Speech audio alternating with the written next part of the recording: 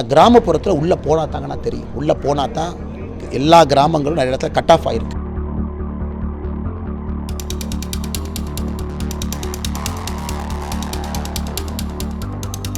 மிக்ஜாங் புயலுக்கு 6000ம் பெஞ்சல் புயலுக்கு 2000 என்பது ஒரே வருஷத்தில் எப்படி மாற்றி மாற்றி கொடுப்பீங்கண்ணா?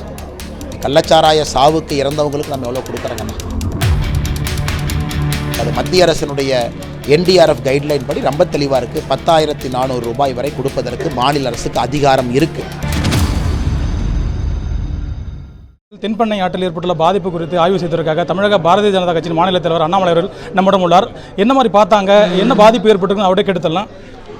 ஆனால் இந்த முறை உண்மையை சொல்ல வேண்டும் என்றால் குறிப்பாக இந்த ஃபெங்ஜங் புயலை பொறுத்தவரை மிக அதிக பாதிப்பு கிராமப்புற பகுதியில் இருக்குது. எப்பவுமே பார்த்தீங்கன்னா நகர்ப்புறத்தில் தான் சென்னை மையமாக பாதிப்பு இருக்கும் பொழுது ஊடக வெளிச்சம் அதிகமாக கிடைக்கும்.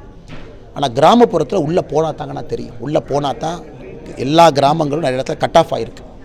அது கடலூராக இருக்கட்டும், விழுப்புரமாக இருக்கட்டும், கள்ளக்குறிச்சியாக இருக்கட்டும், திருக்கோவிலூர் பகுதி, திருவண்ணாமலை, எல்லா இடத்திலும் கூட இதே நிலைமை தான். ஏன் நேற்று தமிழ்நாடு முழுவதுமே தென் தமிழ்நாடுக்கு வட தமிழ்நாடுக்கு தொடர்பு துண்டிக்கப்பட்ட ஒரு மாநிலம். தமிழ்நாடு போன்ற வளர்ந்த மாநிலம் 24 மணி நேரம் ட்ரெயின் வேலை செய்யலை, ஒரு பகுதிக்கு வண்டி போக முடியல. அதனால் பாதிப்பு பெருசு. இரண்டாவது, நாங்கள் தொடர்ந்து கேட்பது மாநில அரசை பொறுத்தவரை முன்ஜாக்கிரதை நடவடிக்கை. நாங்கள் கம்யூனிகேட் பண்ணோம், 5 முறை சொன்னோம். யாருக்கு சொன்னீங்க? டிபார்ட்மெண்ட்டுக்குள்ளே பேசல என்ன பிரயோஜனங்கண்ணா? வருவாய்த்துறையும் உள்ளாட்சித்துறையும் பொதுப்பணித்துறையும் அவங்களுக்குள்ளே பேசிக்கிட்டால் என்ன பிரயோஜனம்? மக்கள்கிட்ட பேசுனீங்களா? மீடியாட்ட சொன்னீங்களா? எதுவுமே செய்யலை. நான்காவது, இன்றைக்கி நீங்களே உங்கள் ரிப்போர்ட்டில் 2023 மே மாதம் சொல்கிறீங்க சாத்தனூர் அணையில் 20 அடிக்கு சேர் இருக்குது, எடுக்கணும். உங்கள் ரிப்போர்ட்டில் சேர் எடுத்தீங்களா? ஒரு வருஷம் ஆச்சு, 20 அடி சேர் எடுக்கலை, 119 அடி தான் கொள்ளளவு. 1ஆம் தேதி டிசம்பர் உள்ளே வந்த தண்ணி 5000 கனஅடி கியூசெக் வந்துச்சு. நீங்கள் திறந்து விட்டது 2ஆம் தேதி உங்கள் அதிகார குறிப்புப்படியே, உங்களுடைய அஃபிஷியல் ரெக்கார்டு படியே 1,68,000 அடி கனஅடி. அதனால் எந்த ப்ரிப்பரேஷனும் பண்ணாமல் மக்கள்கிட்ட சொல்லாமல் தண்ணியை திறந்து விட்டது இங்கே பெரிய பாதிப்புக்கான காரணம்.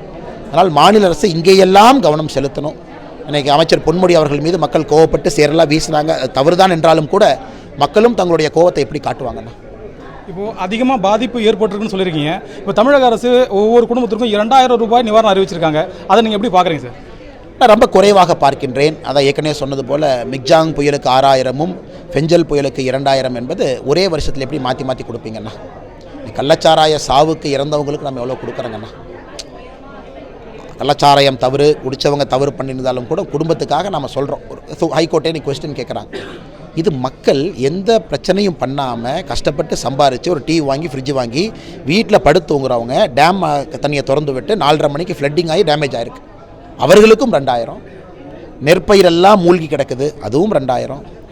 உயிர் உடைமைகள் எல்லாம் சேதமடைஞ்சிருக்கு, அவர்களுக்கும் 2000 என்பது ஏற்றுக்கொள்ள முடியாது. மத்திய அரசினுடைய NDRF கைட்லைன் படி ரொம்ப தெளிவாக இருக்குது. 10,400 ரூபாய் வரை கொடுப்பதற்கு மாநில அரசுக்கு அதிகாரம் இருக்குது.